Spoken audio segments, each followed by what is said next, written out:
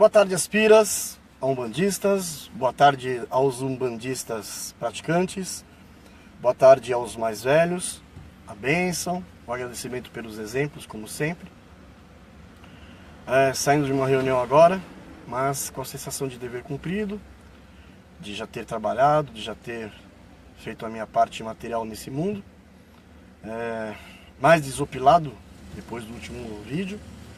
Ontem eu não fiz o vídeo porque, como sempre, eu digo que para você poder passar uma mensagem para alguém, para você poder tratar de alguém, você tem que estar bem, né? Hoje eu estou mais desopilado. Sabe por quê? Porque algumas pessoas me deram feedback, né? Algumas pessoas se comprometeram em pensar nas suas atitudes, nos seus atos, né? Isso para mim foi bom. Então é o que eu falo, né? Geralmente os assuntos aqui tratados pode ser que não alcance, né? Não toque o coração de muita gente, ou pode ser que as dores que eu apresento aqui não sejam as dores, né, como um todo de todo mundo, mas são as dores que eu passo, que eu passei.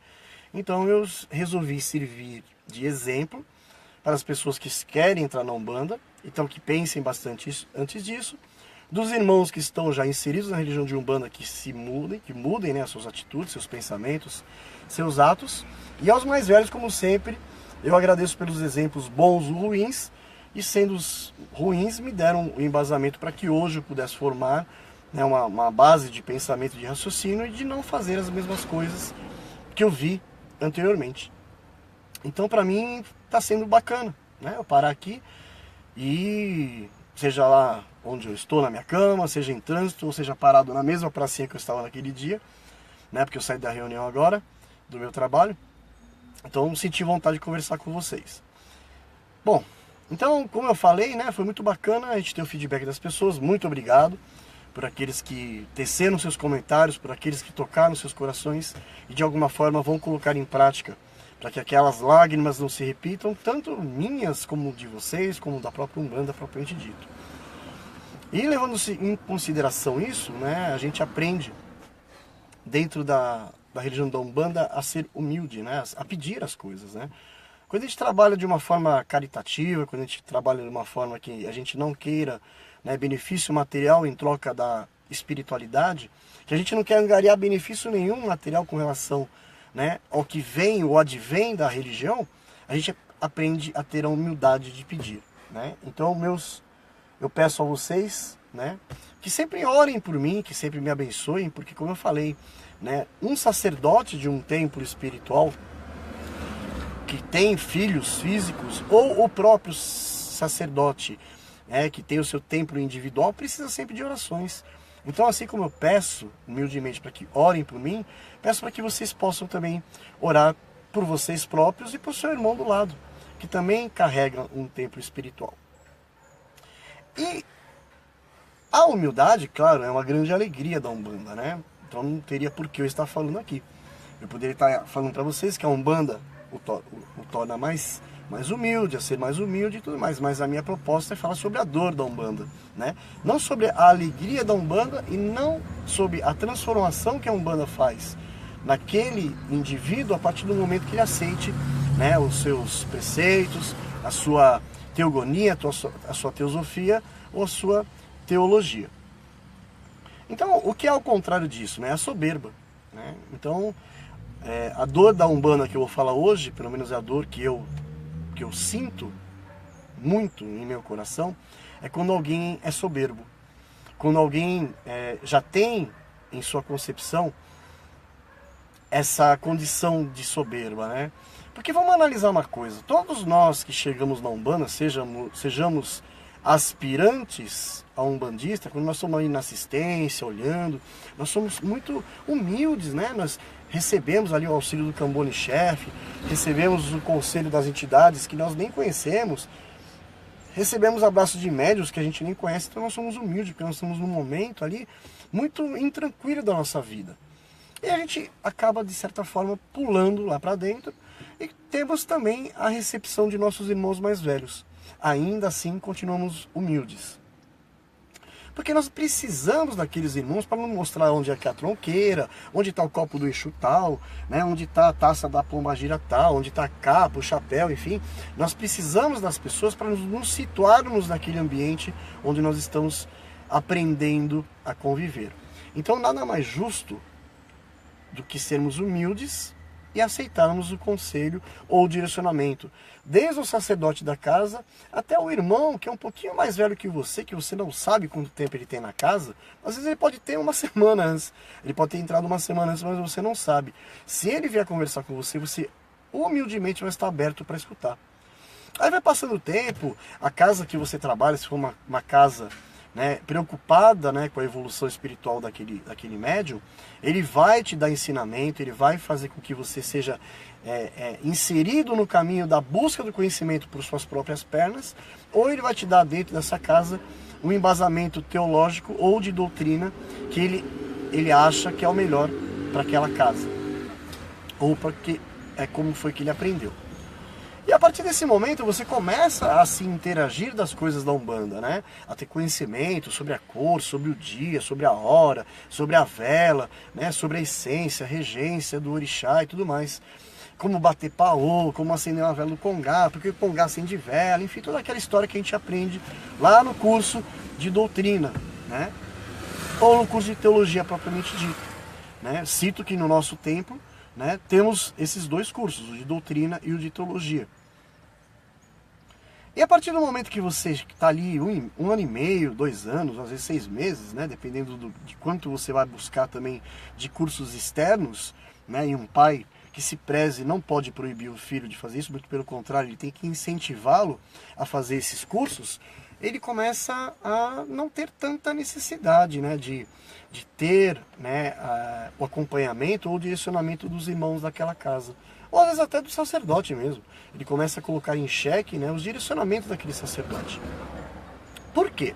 É mais ou menos se a gente comparar um cego, né? O cego, quando ele vai atravessar uma via, né, onde passam muitos carros, ele sempre vai pedir para alguém atravessá-lo, porque é a condição, né, que ele se encontra naquele momento, né? Então ele sempre vai ser humilde em pedir ajuda de atravessar a rua. Mas a partir do momento que ele faça uma cirurgia ali, ele volte a enxergar, ele não tem mais a necessidade, né, de pedir o auxílio para atravessar a rua. Então vai depender muito dele de conservar, né, aquela humildade.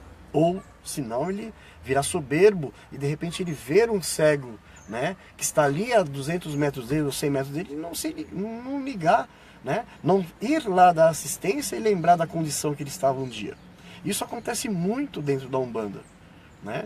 Os filhos, eles colocam em xeque, né, às vezes a condição de um pai que às vezes ele é do jeito que ele não quer buscar conhecimento, ele está lá baseado, veja, não quero criar concepções, é o que eu entendo por melhor para mim. Mas às vezes esse sacerdote, ele está baseado lá na doutrina do pai Zélio Fernandino de Moraes, e o templo dele só trabalha com preto velho e caboclo. Cara, se você entrou ali, né, se a coroa que lhe conduz, as entidades que lhe acompanham, permitiu que você entrasse ali e de repente te levou até ali, cara, você não tem que questioná-lo que ele tem que trabalhar com baiano, com cigano, com malandro e o caramba quatro. Você não tem que questioná-lo, você tem que respeitar a condição desse sacerdote, porque ele, na sua extrema humildade, e os irmãos que estão ali inseridos naquela extrema humildade, te receberam independente dos teus problemas. Como eu falei naquele outro vídeo, se você foi homicida, se você foi traficante, ou se você é traficante, né? Mesmo só trabalhando com preto velho e caboclo, eles te receberam. Só que hoje, né, é muito comum, nós temos muita informação na internet, ou cursos externos ao nosso templo, e a gente começa a colocar na berlinda se aquele pai realmente é bom pra gente. Cara, não existe isso. Isso é soberba, é entender que hoje você está gatinhando na Umbanda, você tem 1, 2, 5 anos de Umbanda, e você quer colocar na berlinda conhecimento de um homem ou de uma mulher que vive há 40, 50, 70 anos. Eu vi outro dia a foto de uma senhorinha que há 95 anos ela empresta sua matéria à espiritualidade, estava ali batendo na sua cabeça na ponta do congá. Esse é o maior exemplo que ela vai te dar. E não importa se ela trabalha só com preto velho. Não importa se ela trabalha só com caboclo. Aí é só porque você foi fazer a magia do fogo, você foi fazer a magia do ouro, a magia dos 7 dadinhos, das 7 canetas, dos 7 suspiros, você acha que é o bam, bam, bam. Aquela pessoa que está na frente daquele congá, né? Ela não adquiriu a condição de ser um sacerdote, uma sacerdotisa. Ela encarnou o sacerdote. Né? O espírito dela foi preparado antes de sua encarnação para que ela te recebesse. Com as suas falhas, com os seus desvios, né? De braços abertos, né? E te desse um direcionamento. E se hoje você tem essa condição de buscar conhecimento, a sede de buscar conhecimento, né? Tente compartilhar com ela. E se ela não quiser, cara, não é você que vai mudar a concepção dela. Porque ela, há 95 anos, ela trabalha daquele jeitinho ali dela. O sacerdote ou as sacerdotisas da tua casa, entendeu? Se ela cultua 7 ou 14 orixás, ou 3 ou 1 orixá, se você entrou naquela casa, respeite aquela doutrina. Ou aspira, né? Você que é aspirante, antes de adentrar naquela casa, tente conhecer. Né? Por que tem 14 imagens naquele congá? Por que só tem 7 imagens naquele congá? Ou porque só tem um Oxalá? Ou porque não tem imagem nenhuma aqui, tem umas imagens pintadas na parede ali, vocês não acendem vela, você só tem umas pedras ali no congá? Que história é essa? E se aquilo, né, trouxer uma firmeza para o teu coração e o teu ori ainda assim permitir a tua entrada, é porque é ali que você tem que trabalhar. Ou por um longo período, né? Ou até você ter condições de ter um aprendizado dentro dessa doutrina e abrir a tua casa. Eu acho que esse é o maior intuito de um sacerdote de Umbanda, né? Não que o filho tenha que viver embaixo das asas dele 50, 60 anos. Não, muito pelo contrário. Assim como nós criamos os nossos filhos materiais para o mundo, os nossos filhos espirituais também têm que ser preparados. Para que um dia a Umbanda seja muito mais difundida. Tenham muito mais casas erguidas ao Olorum, aos Sagrados Orixás, as entidades que vêm em terra para nos auxiliar, né? E nós vamos ter mais templos de Umbanda erguidos. Só que isso só vai acontecer, cara, se você não veio já impregnado, né, lá antes da sua encarnação, né? Se você tiver um preparo. E não é só o preparo teórico, não, é o preparo prático, né? Então não é porque você sabe, você é formado em 15 magias e o teu pai, ele não sabe ler e a tua mãe não sabe ler ou escrever, que você é melhor do que ele. E ele nunca na vida dele falou assim, o meu caboclo, o meu boiadeiro, o meu Ogum, a minha Oxum, né, a minha Nhansan. Sabe por quê? Porque ele é humilde ainda. Ele entende que a entidade, né, ou o orixá é uma coisa muito mais grandiosa, e a sensação mesquinha de posse dele, falar o meu, né, já tira completamente esse teor de humildade. Então passe a praticar, né, é a minha concepção, passe a praticar assim, o boiadeiro que me acompanha, o boiadeiro que me auxilia, o boiadeiro que trabalha comigo, o caboclo sabe que é meu companheiro de trabalho. Olha que bacana, muito mais parceria, né? Porque tenha certeza que esse caboclo que trabalha com você não é exclusivo seu. A gente vê histórias de falanges de Exus, né? de entidades que têm 700, 800, 900, 1000, 2000 anos, né? Como eu falo do seu tranca-ruas. Então, é ledo engano seu, né? Ledo engano seu achar que é o teu caboclo, que é o teu preto velho, né? Que é o teu orixá. Então você começa a entrar num raciocínio, sabe, de posse, de possessividade, que é completamente errado. Porque eu, hoje, sou o bambambam. Cara, você não faz porcaria nenhuma, a não ser emprestar a tua matéria. E lembre-se que há um tempinho atrás, você recorria ao teu irmão mais velho, ou a sacerdotisa pequena, ou o sacerdote pequeno da tua casa, ou o sacerdote, ou a sacerdotisa propriamente dito, e ia lá contar teu sonho, porque você estava numa neura tão grande que você achava que era coisa que você estava vendo no filme de Star Wars, estava, sabe, transferindo para sua vida. Eu passei por isso.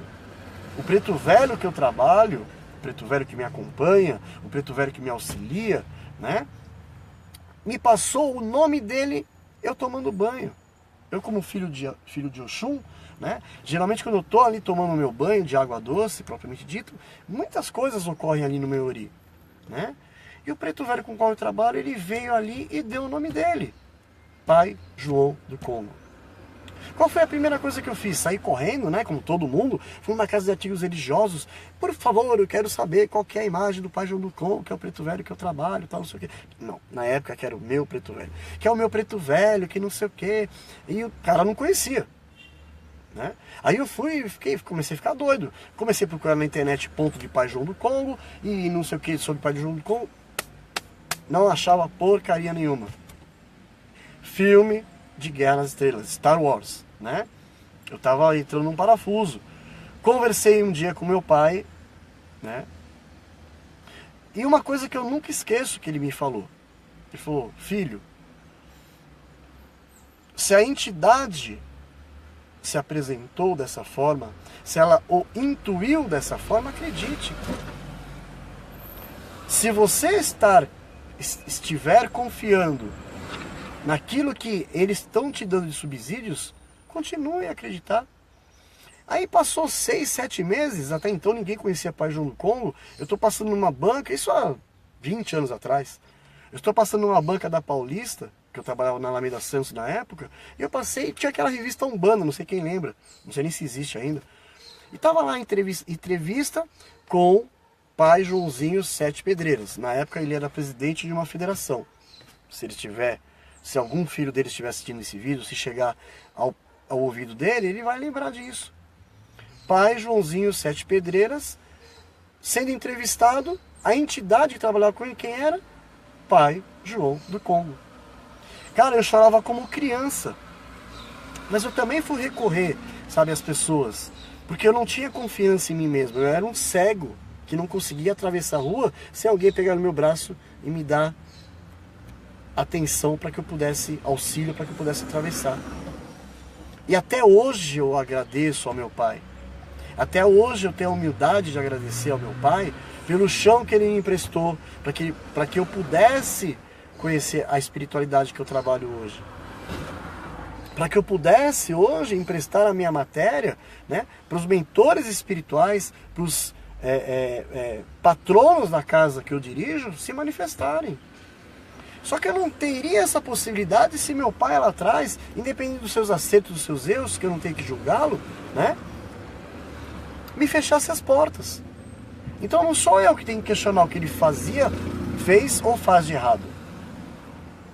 Claro, eu tenho toda a possibilidade e toda a oportunidade de, se não compactuar com uma coisa que vá totalmente de encontro, né, não ao encontro, mas de encontro, que choque, né, que eu conheço de melhor para a Umbanda, eu tenho que pedir a Go, ainda assim agradecer e sair daquele templo. Só que eu sair de um templo porque eu acho que eu tenho muito conhecimento, que eu sou o melhor médium daquela casa e meu pai hoje em dia é um bosta, sinto muito. Você não está preparado para entender o que é Umbanda.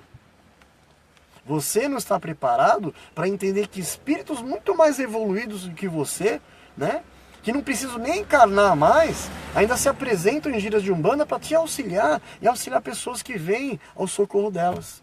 E abnegadamente elas estão ali. Todas as sextas, todos os sábados, independente do dia que a gira na tua casa. Então quem somos nós? Né? Para falar, pô, hoje eu sou um médium top, né? Enfim, né? Sou o bonzão. Então, pai, hoje eu tô saindo aqui, ó, porque eu vou abrir minha casa. Mas o teu pai não te deu outorga para isso. Os mentores espirituais que te receberam não te consagraram mãe pequena, não te consagraram pai pequeno, não te deram mão de pemba, né? Então como você vai arriscar um ponto ali, ó, desincorporado, se você não tem mão de pemba? Através de um curso? Que você vai pagar para ter um diplominha ali na tua parede?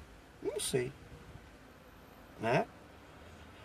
É por isso que às vezes alguns, não os que estão mais próximos de mim, mas alguns sacerdotes, eles me veem ajoelhar na frente de uma entidade, fazer o sinal da cruz, como eu aprendi, pedindo que o o sagrado pudesse me atingir, que o profano pudesse ficar tudo para fora, me criticam. Como assim se ajoelha? Cara, é uma entidade. Eu sou sacerdote, mas eu sou humano. Então, independente da minha filha, que tem 12, 13 anos e incorpora um caboclo, se essa minha filha chegar incorporada em um caboclo, eu vou ajoelhar assim na frente do caboclo, vou pedir a sua bênção, porque isso é entender que eu sou muito bosta. De verdade, eu sou muito bosta perante aquela entidade. E hoje você, que não tem conhecimento, aliás, você tem muito conhecimento dentro da sua concepção, né, medíocre, porque se você trouxer a matéria para tua vida material, para tua vida espiritual, você está sendo medíocre, né? Então presta atenção, para você se formar um grande médium, é preciso muito, muito, muito conhecimento. Mas esse conhecimento, cara, é para você aplicar para o bem. É para você entender o que as entidades que vêm ao teu socorro te passam, né, de radiação, te podem passar uma prescrição de uma erva que você nunca ouviu escutar. Aí você vai lá fazer um curso com o Adriano Camargo e ele vai te dar, olha, essa erva aqui, essa erva tal. Cara, e você já escutou. E quando o caboclo vem e fala que você não fica em xeque, em risco, fala, caramba, nunca vi isso, não vou falar. Então ele vai falar, ó, você vai tomar chá de bugalho. Como você nunca escutou falar de bugalho, porque você não foi fazer um curso, ou você não procurou ter conhecimento, você vai transformar aquilo automaticamente para alho, né? Porque você não tem conhecimento do que é bugalho. Mas a entidade que te carrega, que tem conhecimento centenário, vem trazer aquilo. Então, você precisa sim buscar conhecimento dentro da tua própria casa e externo, mas é para que o teu cântaro seja cada vez maior, né? Para que você não seja um copinho de café pequenininho, mas que você seja um cântaro enorme, onde as essências dessas entidades possam cada vez mais serem guardadas dentro de você. Essa é a função do conhecimento, abrir horizontes. Então, se você aprendeu, sabe, num curso que existe hoje, a linha dos malandros, não questione teu pai porque ele só cultua preto velho e caboclo. Porque foi ali que você nasceu, cara. Então, com o tempo, se você quiser tentar, de certa forma, mudar essa concepção dele e ele não quiser aceitar, respeite. Mas ainda assim, permaneça na casa. Porque foi aonde te deu o primeiro passo, aonde te aceitou. Né? E a soberba não assola só o sacerdote, assola todos os seus irmãos, a assistência, né? Porque você vai se achar acima daquele irmãozinho que está naquele momento de dificuldade, que vem muito humildemente pedir um direcionamento para a entidade que te acompanha, para a entidade que te ilumina e para a entidade da qual você só empresta a tua carne podre para ele trabalhar. Então tome muito cuidado com o conhecimento. Conhecimento é bom, né? Mas quando a gente fala, é a mesma coisa que a gente fala. Você vai conhecer uma pessoa, né, quando você dá poderes a ele. A Umbanda é a mesma coisa. Você vai conhecer aquele médium a partir do momento que você vá dando conhecimento para ele. E pode ter certeza, esse médium, mesmo se ele abrir a casa dele, ele não vai saber como cativar os seus filhos, porque ele não tem o carisma impregnado nele pela espiritualidade. Cara, eu não sou um cara bonito, eu não sou um cara que sabe que sou o mais inteligente do universo, entendeu? Mas às vezes eu passo na rua, sento do lado de uma pessoa numa lanchonete, né? Já aconteceu há 15 dias atrás, eu fiz isso para minha esposa, eu estava mandando um áudio para uma filha minha, né? E ela sentou do meu lado, quando eu olhei para o lado dela, ela estava se debulhando em lágrimas, né? Então eu tinha que estar ali naquele momento. Ela tinha sentado 2 cadeiras para lá, ela se aproximou, sentou do lado, escutou tudo aquilo que eu falei, se debulhou em lágrimas e me agradeceu no final. Ela falou assim, era tudo que eu precisava. Aí começou a contar a vida dela toda, né? E eu muito humildemente escuto, seja um bêbado ou seja uma pessoa necessitada. Se você é o das galáxias, né, que a gente tem mania de falar agora, você com a sua soberbia vai achar que aquela pessoa não tem, sabe, a necessidade do teu tempo gasto. E você teve tanto conhecimento, né? Você fez tanto cursos. Você tem a magia dos 7 dadinhos sagrados. mas você não tem 2 minutos para escutar aquela pessoa, porque você está indo para o teu trabalho, porque você está atrasado para fazer alguma coisa.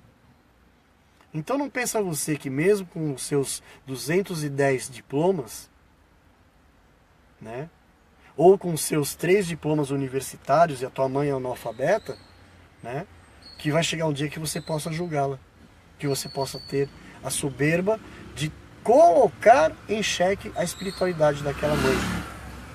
E outra coisa, né, para finalizar, o aspira, o praticante, né, tem que parar com o achismo. Ah, eu acho que isso vai dar bom. Não, cara. Não acha não. Não acha não. Sabe por quê? Porque todo mundo acerta. Todo mundo acerta porque muitos erraram antes dele. E essa pessoa hoje ela vai te dar o caminho certo porque ela errou, né? Então não acha. Principalmente falando-se de espiritualidade. Não acha que você vai ensinar um chá, não acha que você vai ensinar um banho, porque vai dar ruim. Pergunte para os mais velhos. Pergunte para o seu sacerdote, para a sua sacerdotisa, para a mãe pequena, se você sentir que ela realmente está aberta, né, ao seu questionamento e te dá um direcionamento, tenho certeza que sim. Né? Vá buscando, né, conhecimento de quem passou pelo problema. Não ache que você pode fazer ou deixar de fazer. Não acha não. Vai dar ruim. Pode ter certeza. Vai dar ruim. Ok? Então, essa é uma outra dor que eu queria passar para você. Né? Que é uma alegria imensa quando você recebe um aspirante, né, um bandista, ou quando aquele filho que está dentro da sua casa está começando a buscar conhecimento, e um dia coloca em xeque a tua espiritualidade, né? Falando que você literalmente foi um bosta na vida dele, porque simplesmente ele vai te largar, vai embora, porque você não tem conhecimento. Ele pode não ter conhecimento, né? Mas ele tem o empossamento sagrado dos orixás para ser um sacerdote, uma sacerdotisa de Umbanda. Também com seus erros, com seus defeitos, mas ele tem que ter carisma, ele tem que ter respeito, ele tem que ter sempre humildade. E se você tiver um sacerdote que é soberbo, se afaste dele. Porque aí vai ser o efeito contrário. Assim como você não pode entrar na Umbanda sendo humilde e se transformar em soberbo, você também não tem que estar abaixo de um pai ou de uma mãe, sabe, que é soberbo. Que não te trate de uma forma a te respeitar, a te dar atenção, a emprestar o seu ouvido para te dar aconselhamento. Senão tudo isso que eu estou falando aqui vai cair por terra. Porque aonde que você vai buscar, né, conhecimento, ou vai deixar de praticar o seu achismo se você não tiver o teu pai ali para te escutar, ou tua mãe para te escutar, independente do conhecimento literário que ele tem. Ele vai poder fazer com que você acerte, porque ele errou antes de você. Tá bom? Hoje eu estou, como eu falei, muito alegre, muito satisfeito. Espero que esse vídeo também, que não abranja, sabe, 200, 300 ou 10, mas que toque um só já tá bom, né? A gente sabe que quando a propaganda é bem feita, né, a gente tem que ter 1% de retorno. Então, para mim, alcançando uma pessoa e essa pessoa mudando a sua concepção dentro da Umbanda, ou aqueles aspirantes a entrarem na Umbanda tiverem esse entendimento que aonde eles entrarem, eles vão ter que se firmar, vão ter que respeitar a doutrina daquela casa, ou se não se informe antes de entrar, né? E saia de lá um sacerdote de Umbanda com conhecimento literário e prático da coisa, né? Para mim já vai tá bom, tá bom? Que nossos pais e mães orixás possam estar acima, abaixo, à direita, à esquerda, em torno de nós, nos abençoando, nos iluminando, nos equilibrando, hoje e sempre, que assim seja. Lembrando, sábado que vem, gira de baianos do Templo de Umbanda Ogumegê Caboclo Meia Lua, na Rua das Cerejeiras 1335, e eu coloquei na minha página, né, que na sexta-feira vai ter uma gira de ciganos, né, quem gostar do direcionamento das estrelas, da lua, do caminho da magia cigana, lá no templo de Yansangudum, em Manhamanjá. É Rua Jaguarité, desculpa, eu esqueci o número, mas está aí na minha página do Facebook. Sexta-feira vai ser o culto deles com ciganos, tá bom? Eu preciso ainda conversar com a Mariana e perguntar para ela se eu posso divulgar o templo dela, que também será um prazer. E é lá em Bom Sucesso. Então quem for da região de Guarulhos, Bom Sucesso, tenho certeza também tem uma casa muito bacana para visitar, tá bom? São casas que, querendo ou não, saíram da nossa casa. E sempre quando eu vou nessas casas eu me sinto em casa, tá bom? Um bom resto de semana para nós. E até amanhã, se Olorun assim nos permitir. Fiquem na paz.